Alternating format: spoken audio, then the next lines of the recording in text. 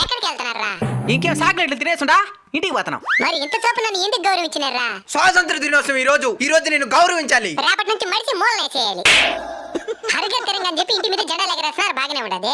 మళ్ళీ దానికి జాగ్రత్తగా భద్రపరుస్తున్నారా? అంటే అది ఒరేయ్, ఇన్ని సంవత్సరాలకు జెండా పని చేసుకుంటారు కదా, అసలేం నేర్చుకున్నారా? ఏమీ నేర్చుకునేరా? మిగిలిన రోజులలో స్నానం అని చేస్తాం లేదు.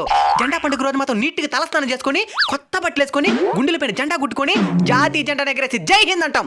మళ్ళీ అట్టంత స్టేటస్లు పెట్టి రచ్చ రచ్చ చేస్తాం. ఇది దేశభక్తి. Of course. ఒరే మీరు మీకోసం మీ కుటుంబం కోసం కాకుండా ఈ దేశం కోసం ఏం చేసినారు చెప్పండి. ఓ 10 మందికి మీ వంతు సహాయం చేసినారా? పోనీ ఎవడని ఎదిగితే చూసి ఓర్చుకోగలుగుతున్నారా? పోనీ మీ చుట్టూ ఉన్న ప్రకృతినైనా సరిగ్గా చూసుకున్నారా? ఒక ముళ్ళు గుచ్చుకుంటే తట్టుకోలేరు మీరు. అలాంటిది ఎంతో మంది వాళ్ళ తలాన్ని తెంచుకుంటే కానీ మీకు ఈ స్వతంత్రం రాలేదు. దీన్ని సరిగ్గా ఉపయోగించుకోండి.